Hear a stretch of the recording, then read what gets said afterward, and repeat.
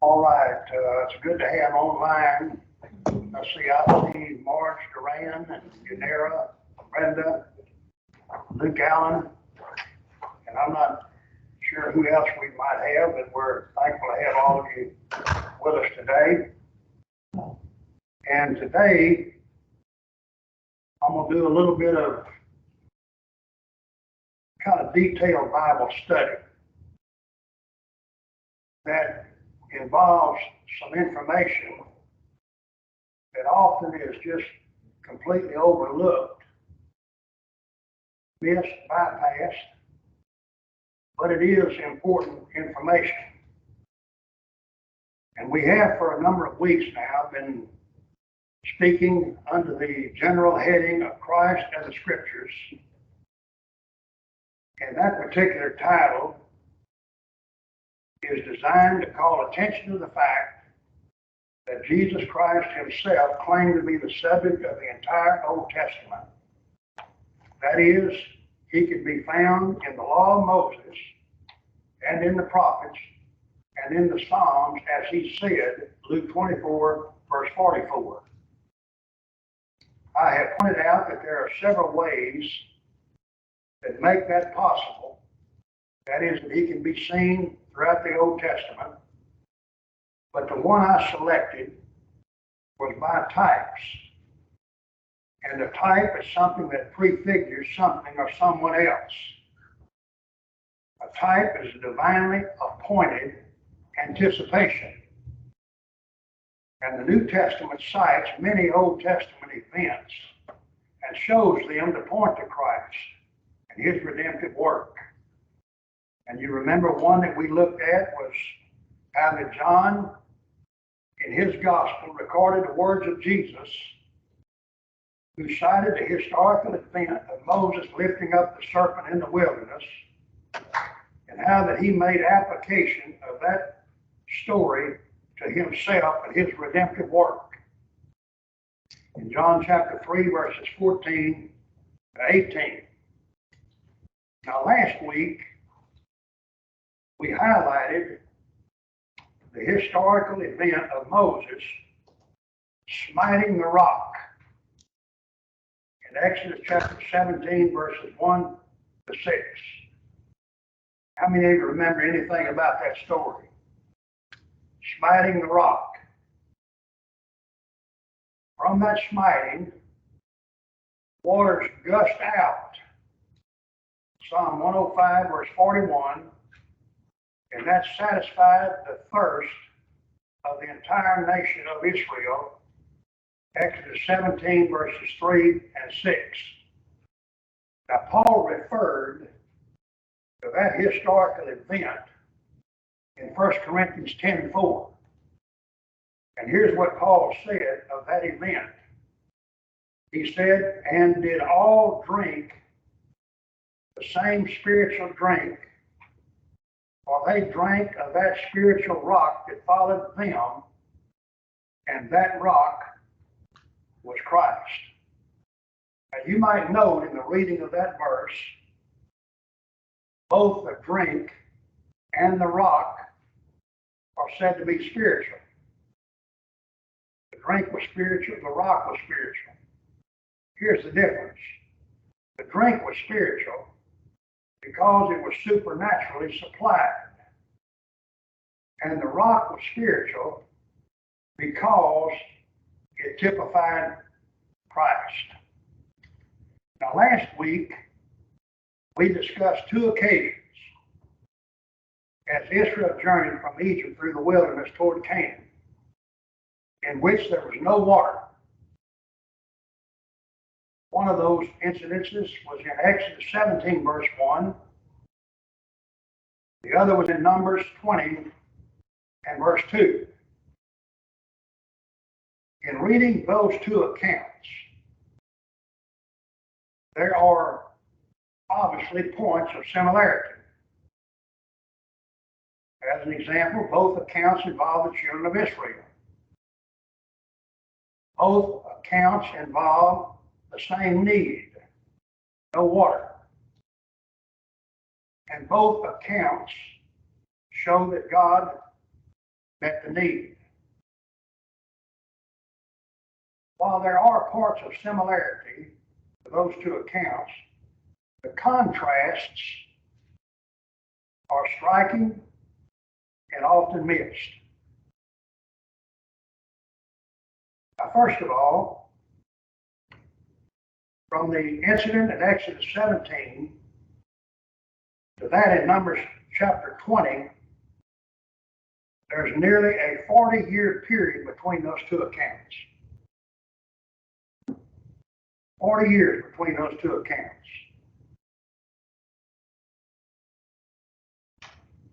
If you will turn to Exodus chapter 20,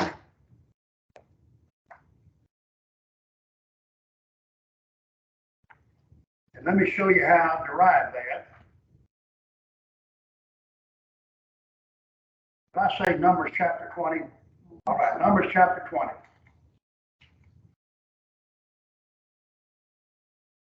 Reading from verse 1. It said, "Then came the children of Israel, even the whole congregation, into the desert of Zin in the first month, and the people abode in Kadesh, and Miriam died there and was buried there." So this incident involved the death of Miriam. How many of you remember who Miriam was? Miriam was Moses' sister. In chapter 20, she died. But if you go on and read the end of the chapter, verse 29 says, "And when all the congregation saw that Aaron was dead, they mourned for Aaron 30 days, even all the house of Israel." Wow. So in chapter 20, both Miriam and Aaron died. Now, if you will turn to the 33rd chapter of the book of Numbers, Numbers chapter 33,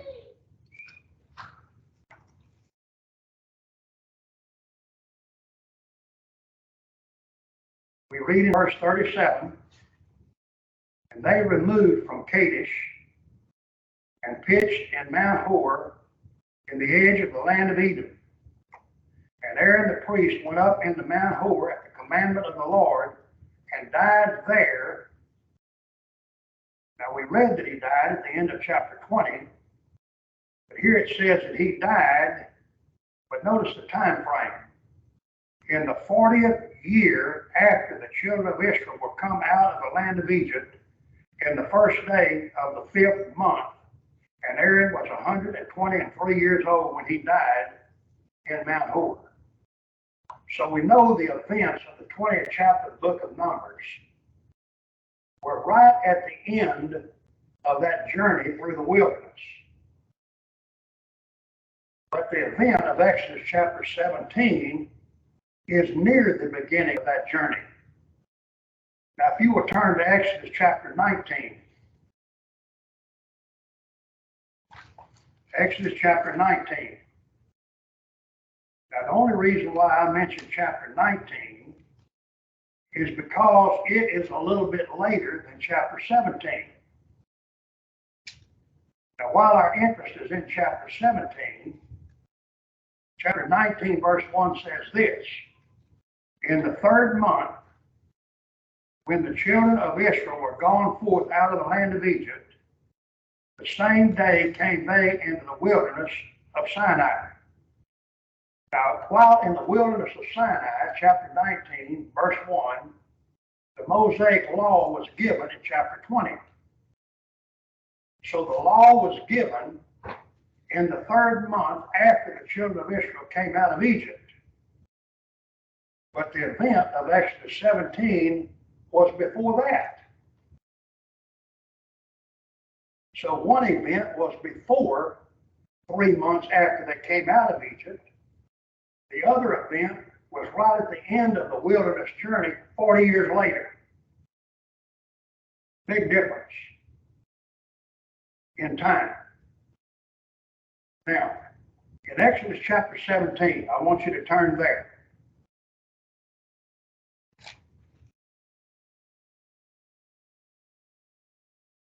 And having said in verse 1 that as the people journeyed, there was no water for the people to drink. And the people began to murmur and complain. You know, we read that in verses 2, 3, and 4. Moses cried unto the Lord for help. Because how was he going to provide water for a nation of that size, plus their flocks and herds? So he cried to the Lord. And in verse 5, we read, And the Lord said unto Moses, Go on before the people, and take with thee of the elders of Israel, and thy rod. Now I want you to underscore, thy rod. Now whose rod was that? It specifically here is identified as the rod of Moses. Take thy rod. That's what God said. Wherewith thou shalt smite, or wherewith thou smotest the river, take in thine hand and go. Verse 6, thou shalt smite the rock. So Moses was to smite the rock with his rod. Now, first of all, and I mentioned this to you, the word rock, smite the rock, the word rock there is the Hebrew word T-S-U-R. T-S-U-R. Now, in the 20th chapter of Numbers, when the people were told 40 years later to speak to the rock, the word rock there is a different word. It's the word S-E-L-A. Now, scholarship identifies the rock of the 17th chapter as a piece of rock. A rock in its sharpness is the way scholarship defines it. A rock in its sharpness. Now, with that in mind, turn to Joshua chapter 5. And in Joshua chapter 5, this is after the children of Israel crossed Jordan, entered the promised land. Joshua chapter 5, verse 2 says, At that time the Lord said unto Joshua, Make these sharp knives, and circumcise again the children of Israel a second time. And Joshua made him sharp knives, and circumcised the children of Israel at the heel of the foreskins. Now, many people don't know this, but the word sharp, verse 2 and 3, is the same word rock in the 17th chapter of the book of Exodus. That's why scholarship refers to it as a rock in its sharpness. Now, Moses was to smite that rock. And we know when he did, the waters gushed out. But what did he smite the rock with? His rod. Now turn back to Exodus chapter 4. Exodus chapter 4.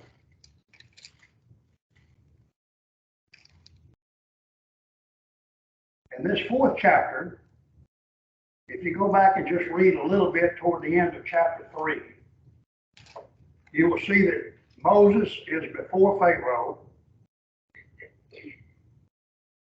and God tells Moses that he would do signs, wonders in the midst of the people, and as a result, Pharaoh would let the children of Israel go. Well, Moses questioned that. So he said in chapter 4, verse 1, And Moses answered and said, But behold, they will not believe me, nor hearken unto my voice, for they will say, The Lord hath not appeared unto thee. So when God said, I want you to go and deliver the children of Israel, and I'll do my wonders, and they will let you go, Moses said, listen, the people are not going to believe that you sent me to do that. They're not going to believe that. So God asked him, verse 2, what is in thine hand? And what did he say? A rod. So God tells him, what's in your hand? Rod. Now you can go on and read, but you come down to verse 17, and it says, thou shalt take this rod in thine hand, wherewith thou shalt do signs. Now this rod, the rod of Moses, was a rod of judgment. It was a rod that was used to smite the rock. Now Paul said that rock was whom? Christ. So the smiting of the rock typified his death. His death. Now, 40 years later, this people come right to the edge of the wilderness, just about to cross Jordan into the promised land. And they find themselves in another incident where there's no water. Now, I want you to turn to Exodus chapter 20. I'll say Exodus, Numbers chapter 20. Numbers chapter 20. And this is to the second incident. And in Numbers chapter 20, verse 2, there was no water, just like 4 years earlier. And the people gathered themselves together against Moses and against Aaron, just like they did 40 years before. Look at verse 7. And the Lord spake unto Moses, saying, take what? What does verse 7 say? Now, listen to this. Take the rod. Now, what did he say in the 17th chapter? He said, take thy rod. Now, here he doesn't say, take thy rod, but he said, take the rod.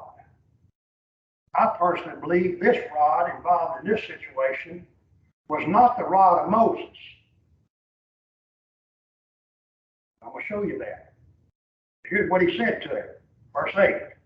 Take not thy rod, as previously. Take the rod. Whatever he meant by that. And gather thou the assembly together, thou and Aaron thy brother, and speak ye unto the rock before their eyes. Now take the rod and do what with the rock? Speak to it. Now this rock here, S-E-L-A, according to scholars, is a cliff rock or a rock in its elevation. A rock on high. Speak to the rock. That's the instruction. Now, you do that, verse 8 says, it shall give forth his water, and thou shalt bring forth to them water out of the rock, so thou shalt give the congregation and their beasts drink. And Moses took the rod from where? Where did it come from? They took the rod from before the Lord as he commanded him. Now, when it says he took the rod from before the Lord,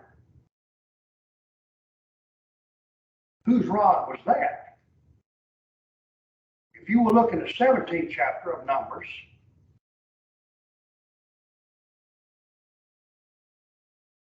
it says in verse 7, and Moses laid up the rods, plural, before the Lord in the tabernacle of witness. So there were more than one rod laid up before the Lord, and in speaking to the rock, one of those rods was taken. I believe that particular rod taken was the rod of Aaron. Now let me show you what chapter 17 of Exodus is about.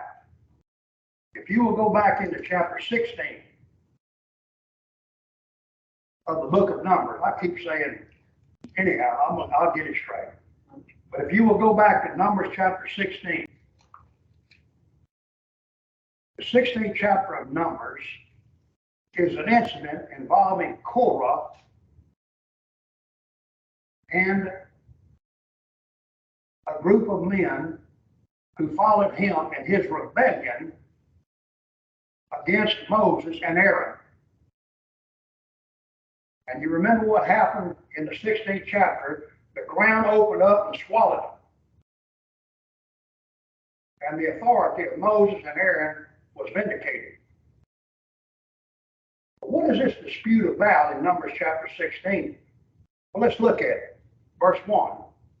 Now Korah, the son of Izhar, the son of Kohath. Now, that's an important name there, Kohath. Korah was a descendant of Kohath, the son of whom? Levi. Now, the Old Testament priesthood that was initiated was of what tribe? It was of the tribe of Levi. Now, Kohath was a descendant of Levi. Right? It says, now Korah, the son of Izhar, the son of Kohath, the son of Levi, and Dathan, and Abiram, the sons of Eliab, and On, the son of Peleth, sons of Reuben, took men. They rose up before Moses with certain of the children of Israel, 250 princes of the assembly, famous in the congregation, men of renown. And they gathered themselves together against Moses and against Aaron, and said unto them, Ye take too much upon you, seeing all the congregation are holy, every one of them, and the Lord is among them. Wherefore then lift ye up yourselves above the congregation of the Lord. Now here's their complaint. Now remember, this was headed up by Korah, a descendant of Kohath. And he says to Moses and Aaron, you're taking too much authority. You need to give some of that to us. All right, we go on and read. Verse 4, when Moses heard it, he fell upon his face. And he spake unto Korah and unto all his company, saying, Even tomorrow the Lord will show who are his, and who is holy, and will cause him to come near unto him, even him whom he hath chosen, will he cause to come near unto him. This do, take you censers, Korah, and all his company, and put fire therein, and put incense in them before the Lord tomorrow. And it shall be that the man whom the Lord doth choose, he shall be holy. Ye take too much upon you, ye sons of Levi. And Moses said unto Korah, Hear, I pray you, ye sons of Levi, seemeth it but a small thing unto you, that the God of Israel hath separated you from the congregation of Israel, to bring you near to himself, to do the service of the tabernacle of the Lord, and to stand before the congregation to minister unto them. And he hath brought thee near to him, and all thy brethren, the sons of Levi, with thee, and seek ye the priesthood also. So what's Moses saying to them? He's saying, you sons of Kohath, one of whom was Korah, had been appointed by God a ministry in the tabernacle. But you're not satisfied with that. You want the priesthood also. Now let's look at their function. Turn to Numbers chapter 4. When the tabernacle, which was a temporary structure, was taken down and was moved from one place to another, you remember that it had all kinds of furniture in it. There was an Ark of the Covenant, and there was a table to show bread, and there was a brazen altar, and all kind of, well, when that tabernacle was taken down and transported, something had to be done with all of the fixtures and so forth. And so in Numbers chapter 4, reading from verse 15, it says, "And when Aaron and his sons had made an end of covering the sanctuary and all the vessels of the sanctuary as the camp is set forward, after that the sons of Kohath shall come to bear it, but they shall not touch any holy thing lest they die. These things are the burden of the sons of Kohath in the tabernacle of the congregation." Now, in other words, simply stated, what God said would be the part of the sons of Kohath. When this tabernacle is ready to be moved, we want you to transport it. That's going to be your function. But they didn't like that. They wanted the priesthood also. So how would God settle that matter? Turn to Numbers chapter 17. In Numbers chapter 17.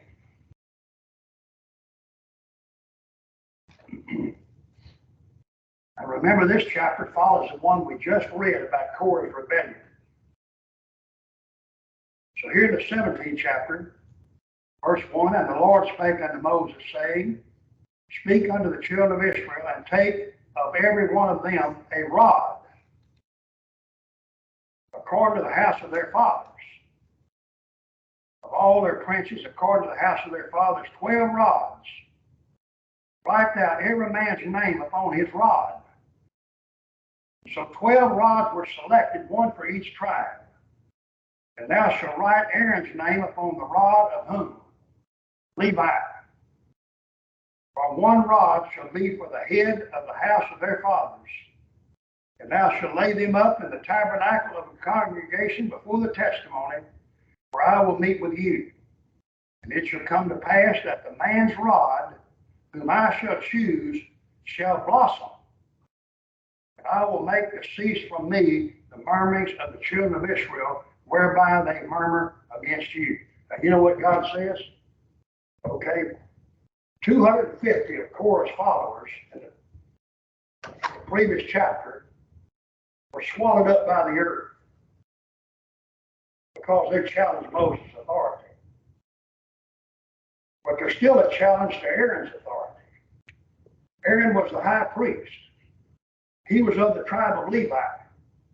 They wanted the priesthood also, even though God had appointed them a different service. So God said, "Tell you what we're going to do.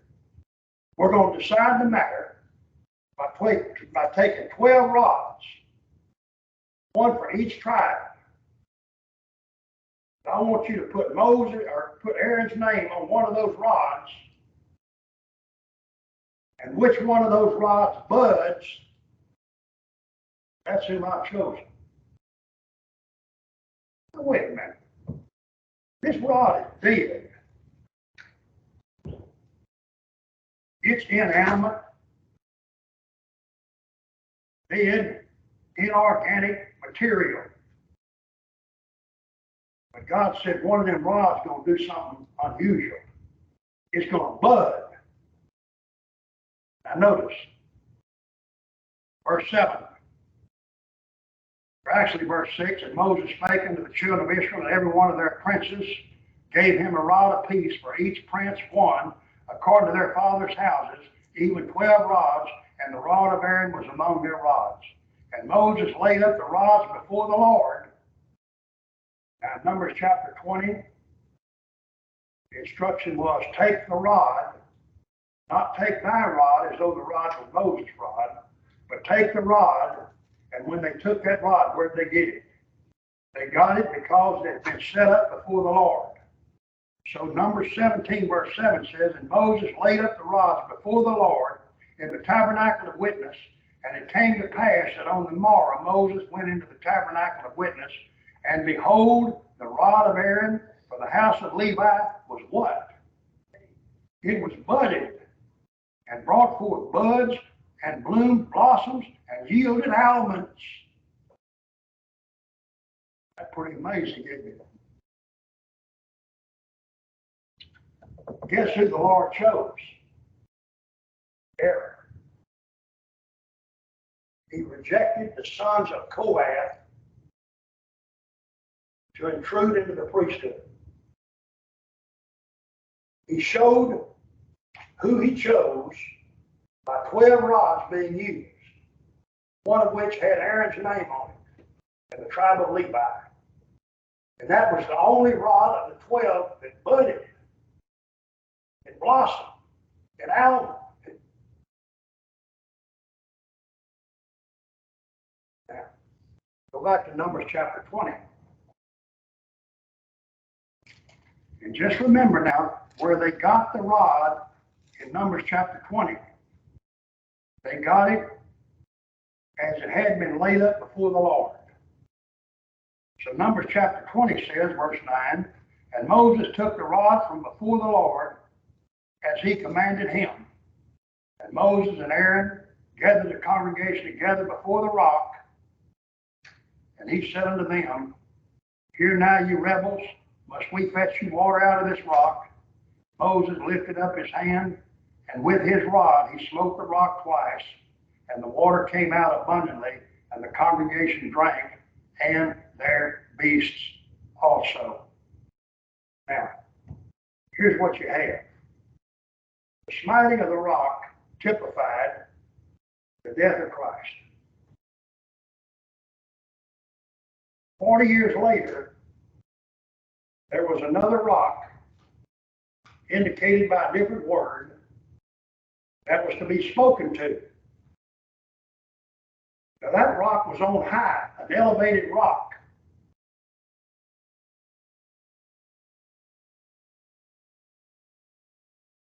And that rock to be spoken to typifies not the death of Christ when he came into the world to save sinners, but the life of Christ who ascended into heaven and is to be addressed and spoken to by his children.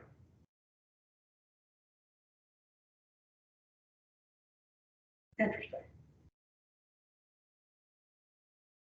Smite the rock, speak to the rock. And there's a big difference between what Christ came to do and did and what he left to do and is doing.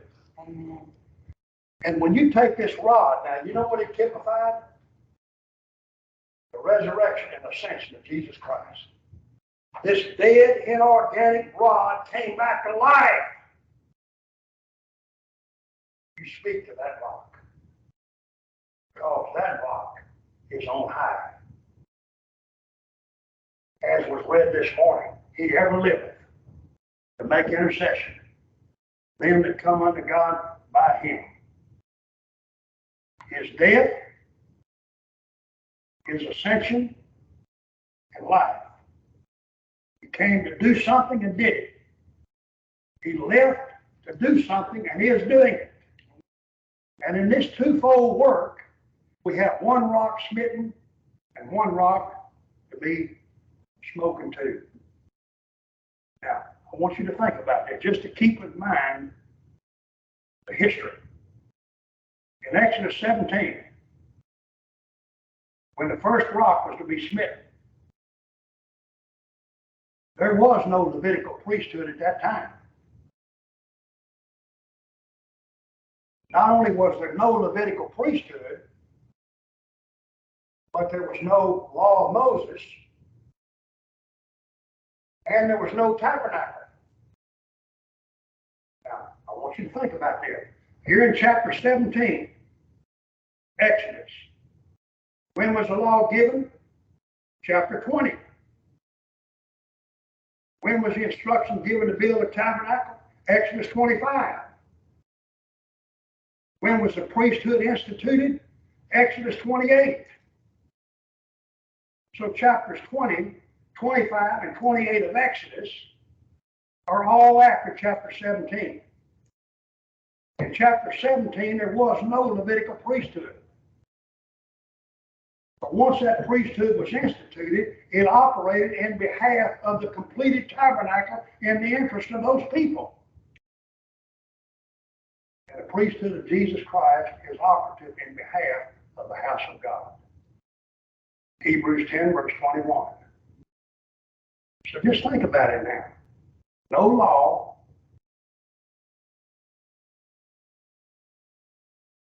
no tabernacle, no priesthood. All of that after the first rock was smitten. But later, you begin to read about the law given. And the law was given to a redeemed company of people. The law was not imposed on Israel in order to deliver them from the death of the firstborn. The law was imposed on a redeemed people. And it involved a place of worship. God said, let them build a sanctuary, speaking of the tabernacle, that I may dwell among them there. Exodus 25, verse 8. And the priesthood, Levitical, was operative in behalf of that house. And all of that coincides with where we are today in the Lord's work. We're still in that time frame where he's in heaven, he is doing something, and our responsibility as of the house of God is to speak to the rock.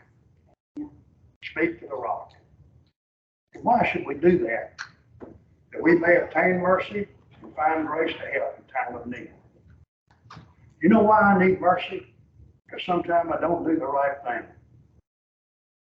You know why I need grace to help? Because sometimes I do the right thing. So when I'm out of the will of God, there's mercy. When I'm in the will of God, there's grace to help.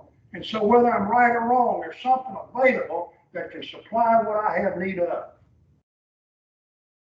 And the sufficiency of that is through our Lord and Savior Jesus Christ. Just remember, he came into this world to do something. And he did. And upon finishing that work, he left. And he's in heaven, and he is now doing something.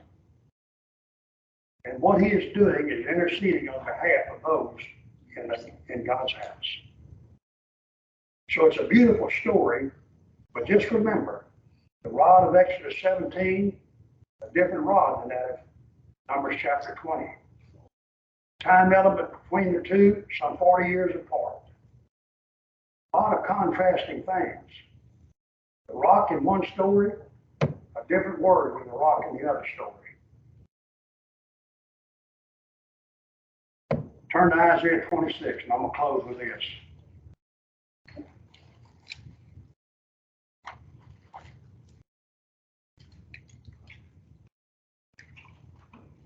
In Isaiah chapter 26, look at verse 4. It says, trust ye in the Lord forever. For in the Lord Jehovah is what? Everlasting strength. Now, you can write this down. If you have the resource and can look this word strength up, you know what Hebrew word the word strength in Isaiah 26:4 is from? T-S-U-R. That same word is translated rock in Exodus 17. Now, if you read, in the Lord Jehovah is everlasting strength, and that word strength is the same word translated rock. Everlasting strength or everlasting rock is what? Rock of ages. The rock of ages. Cleft for me. Let me hide myself in thee. Trust you in the Lord forever. For in the Lord Jehovah is everlasting strength. Everlasting T-S-U-R. An everlasting rock. Oh, I'll tell you what. When people ask me how I'm doing, it's easy to grumble and complain. But you know what I'm reminded to say? I'm I'm on the solid rock. Amen. I'm on the solid rock. How you doing? I'm on the solid rock. Well, you can't improve on that foundation. No. Solid rock. Everlasting strength. Everlasting rock. The rock of ages cleft for me. Let me hide myself in thee. Two different rocks, two different sins. Now, just think about this. When God told Moses to speak to the rock, I had someone argue with me one time, and he said, well, God didn't tell him not to smite the rock. Did he? I said, no. God didn't say don't smite the rock. You know what God said to do? Speak to the rock. But you know what the point is? When you do more or less than what God said to do, you're doing the wrong thing. God don't have to spell everything out. When you do more or less than what he said, you're doing the wrong thing.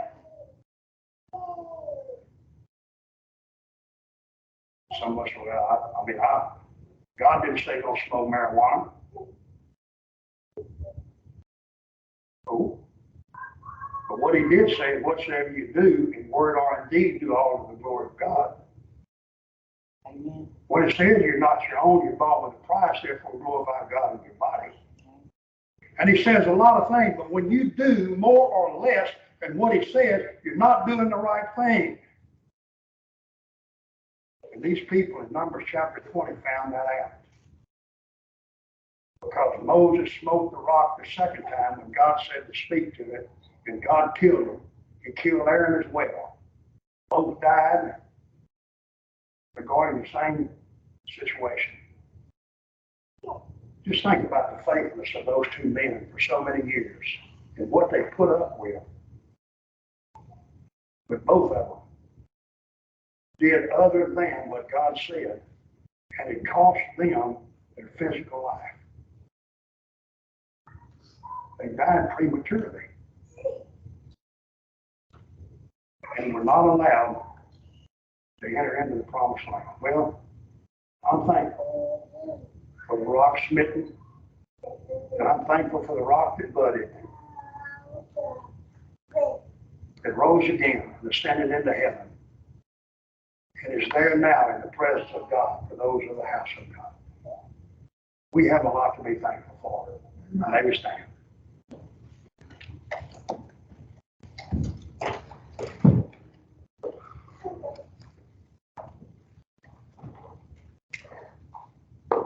Anybody watch our song today? It's 2:49, just as I am. Just as I am. That's what God would have. You to come just as you are. You say, no, I'm going to wait till I can do better. You don't need to do better. You need to come as you are. You say, I'm going to wait till I'm just going to wait till ain't never going to happen. You need to come as you are. Because it's as you are, he died